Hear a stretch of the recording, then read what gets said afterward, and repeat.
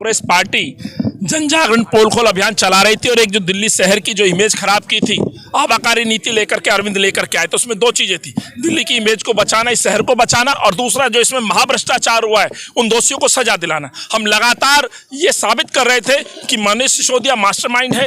इस पूरी डील में जिस तरह से कार्टेल बनाया गया, माफिया को बुलाया गया, दिल्ली को बेचा गया है, एक बहुत बड़ा स्कैम हुआ है।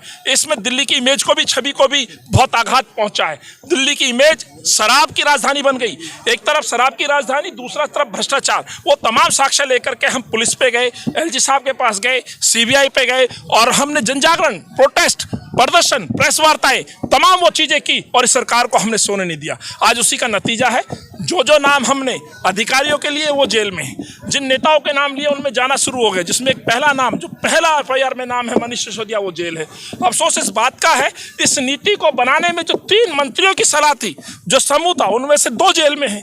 एक व्यक्ति है कैलाश गहलोत, जिसपे भी आरोप है, न केवल आबाकारी नीति के बल्कि डीटीसी बस घोटाले का भी बड़ा आरोप है, जिसकी भी कंप्लेंट मैंने और दिल्ली कांग्रेस कमेटी के अध्यक्ष के तौर पे दी है, सीवीसी में दी है, सीबीआई में दी है, पुलिस कमिश्नर पे दी है। जांच चल रही है। बजाय उसको सजा देने के अरविंद आज उनको इनाम दे रहे हैं। और एक सबसे बड़ी बात, दिल्ली में 7 मंत्रियों का समूह है, 2 जेल में है, अरविंद पे कोई विभाग नहीं है, बचे 4, 2 मंत्रियों पर 28 विभाग।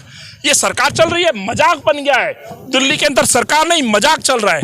आए दिन लड़ाई झगड़े, चाहे सदन एमसीडी का हो, विधानसभा का हो। तो आज हम अरविंद के पास आए हैं और ये मांग लेके आए हैं। एक भ्रष्टाचारी मंत्री जेल गया है, दूसरे भ्रष्टाचारी को इनाम दे रहे हो, सजा की बजाय इनाम।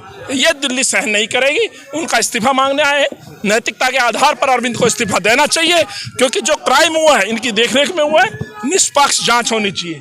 सरकार के कार्यालय से कोई डॉक्यूमेंट मांगा जाए, कोई दबाव ना हो, इसलिए मुख्यमंत्री जी को इस्तीफा देना चाहिए। ये घड़ियाली आंसू बहाना बंद करें और जवाब दें। जब ये नीति लागू हुई तो इनके 7 सांसद मौन क्यों थे? 8 विधायक, जब हाउस में ये पॉलिसी आई तो इनके 8 विधायक मौन क्यों थे? 3 मेयर उस समय होते थे, 150 से ज्यादा पार्षद थे। हरदीप पुरी साहब के पास मैं गया, भाजपा के अध्यक्ष ने 2 चिट्ठियां नहीं लिखी। ये वो चिट्ठियां मैं दिखाता हूं जो मैंने लिखी, भाजपा दिखाए। सच यही है कि भाजपा हिस्सेदार थी। यहां मुख्यमंत्री जी के साथ साथ एलजी साहब के कार्यालय पर भी उंगली उठी है। जांच के दायरे में तत्कालीन चीफ सेक्रेटरी भी आएंगे, जांच के दायरे में एलजी ऑफिस भी आएगा, और जांच के दायरे में बीजेपी के नेता भी हैं।